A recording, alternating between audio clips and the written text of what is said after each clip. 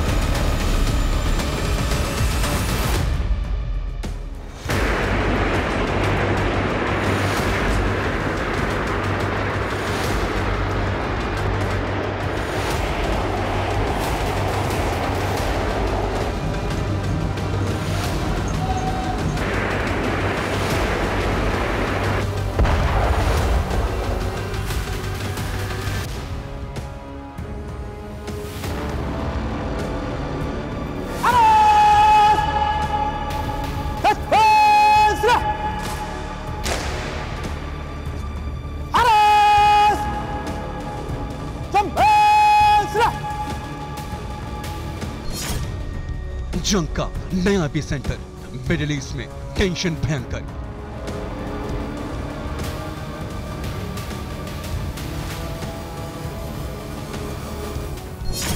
Ukraine Gaza तो सिर्फ झांकी और रूस का इंतकाम अभी बाकी।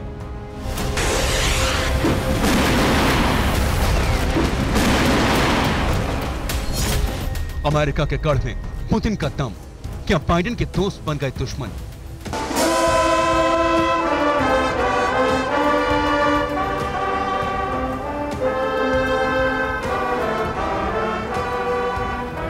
मिडिल ईस्ट में कोल्ड वॉर का साया, भीषण विनाश का डर छाया।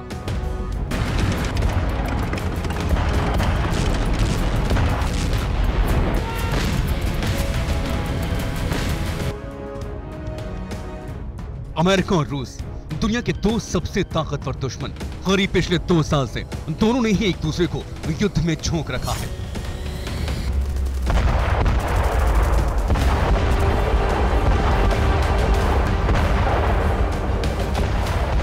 पुतिन ने धमकी देकर नेटो को सबक सिखाने के लिए यूक्रेन में पूरी ताकत से हमला किया, तो बाइडेन करीब पिछले 2 साल से हथियार, गोला बारूद और पैसे देकर यूक्रेन की मदद कर रहे हैं, जंग को और भड़का रहे हैं।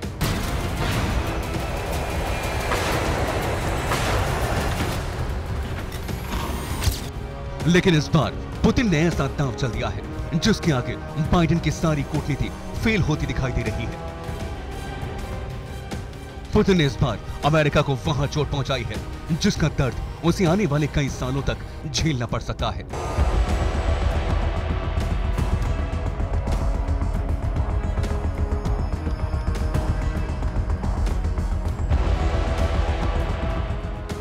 पुतिन ने इस बार अमेरिका के वो दरवाजे खटखटा दिए हैं जहां वो न सिर्फ मेहमान बनकर पहुंचे बल्कि उनका ऐसा भव्य स्वागत हुआ जिसे देखकर बाइडेन की रातों की नींद हराम हो गई होगी।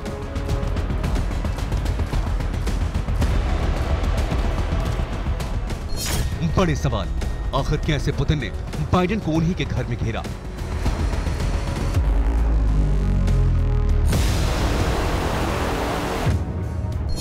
आखिर कैसे पुतिन ने अमेरिका को शहमात के खेल में पस्त कर दिया?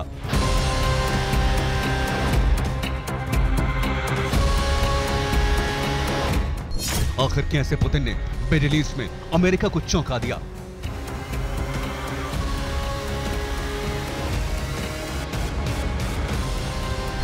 आखिर कैसे पुतिन ने अमेरिका की टॉप क्लास कूटनीति फेल कर दी?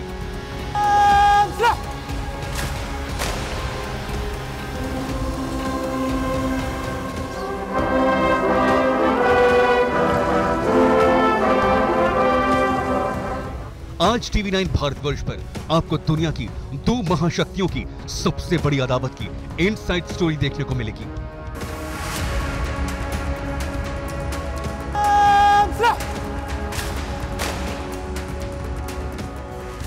आज आप जानेंगे आखिर क्यों पुतिन हर बार अमेरिका की हर चाल पर भारी पड़ जाते हैं। आज आप देखेंगे आखिर इजराइल हमास जंग के बीच हजारों किलोमीटर दूर पहुंचकर पुतिन ने अमेरिका को सबसे बड़ा सबक सिखाने की कसम खा ली है। लेकिन उससे पहले इन तस्वीरों को आपको जरूर देखना चाहिए।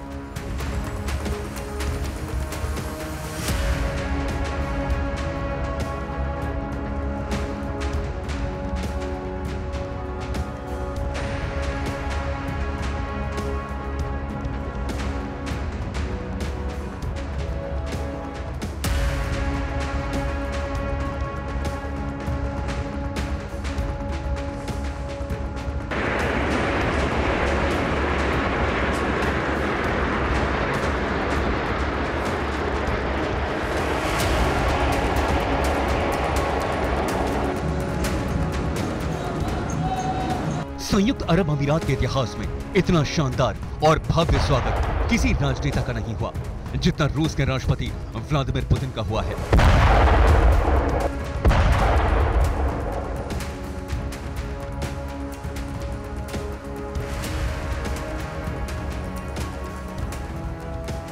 यूएई के अतीत में किसी राजनेता का ऐसा ग्रैंड वेलकम नहीं हुआ जो पुतिन का हुआ है।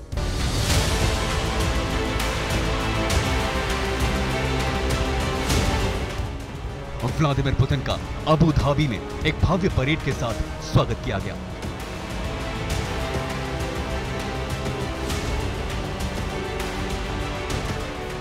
उनके स्वागत में दूर तक सड़कें रूसी झंडों से रंगी नजर आईं। पुतिन को गार्ड ऑफ ऑनर दिया गया और यूएई के बड़े नेता उनको लेने आए।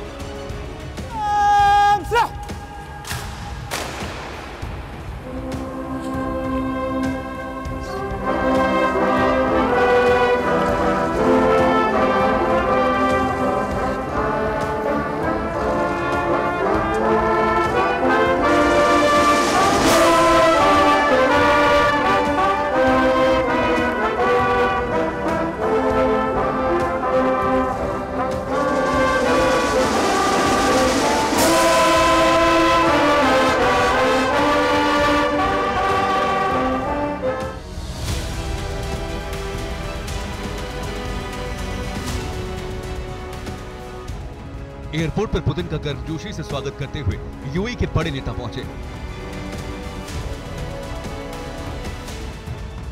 इसके बाद पुतिन अपनी कार से यूएई के राष्ट्रपति मोहम्मद बिन जायद अल नाहयान से मिलने निकले। तब अबू धाबी में पुतिन की धमक जमीन से आसमान तक दिखाई दी।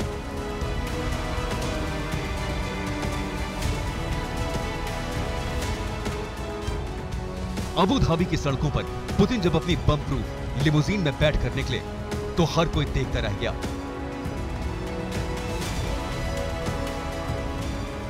पुतिन की कार धीरे धीरे राष्ट्रपति के पहल में पहुंच रही थी और इधर अबू धाबी के आसमान को यूएई के विमान रूस के रंग में रंग रहे थे। यूएई के प्लेन्स ने आसमान में ही रूस का झंडा बना दिया।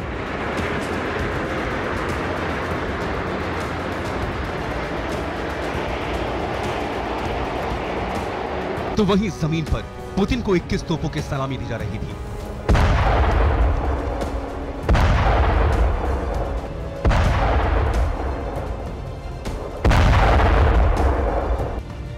पुतिन अपने खास विमान से पहुंचे जिसे उड़ता हुआ किला कहा जाता है। उसमें 4 सुखोई 35 MKI विमानों की सुरक्षा में निकले।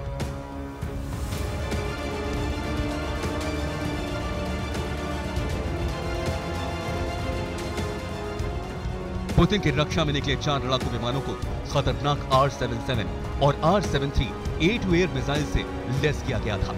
यानी मिडिल ईस्ट के जिस इलाके में अमेरिका के सबसे खतरनाक मिसाइल्स, हजारों सैनिक और एयरक्राफ्ट कैरियर तैनात हैं, और वहां पर पुतिन पूरी तैयारी के साथ पहुंचे। इसके बाद यूएई के राष्ट्रपति ने पुतिन का स्वागत किया। यह पुतिन का पहला बड़ा कूटनीतिक दौरा था। लेकिन इसके बाद अमेरिका को चिढ़ाने के लिए पुतिन सऊदी अरब के दौरे पर निकल गए।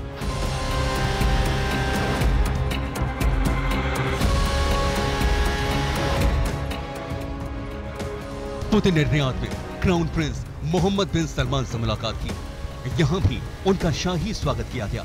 प्रिंस सलमान के साथ बैठक में पुतिन ने कहा कि सऊदी अरब के साथ संबंध अभूतपूर्व स्तर पर हैं। यानी पुतिन ने सऊदी अरब को रूस का बेहद करीबी दोस्त बताया। अमेरिका के करीबी माने जाने वाले इन दोनों देशों ने पुतिन का इतना भव्य स्वागत किया जिसने अमेरिका को भी टेंशन में डाल दिया होगा। अब सारी दुनिया सवाल पूछ रही है, पुतिन का इतना भव्य स्वागत करके, इतनी आवभगत करके सबसे असरदार अरब देशों यानी यूएई और सऊदी अरब ने क्या संदेश दिया, और क्या इस पूरे इलाके में कुछ बड़ा धमाका होने वाला है? यूएई रूस के करीब आ गया है और आ रहा है, तो इसमें दो राय नहीं है, और भी पास आ सकता है। हालांकि लोग पहले कहते थे कि यूएई अमेरिका का एलआई है। यूएई की पोजीशन ये है वो दोनों गेम खेल सकता है और वो कर रहा है। एज फार एज यूएई और सऊदी अरेबिया दोनों कंट्रीज इसके रशिया के क्लोज आ रहे हैं और आगे चल के और भी क्लोज आएंगे।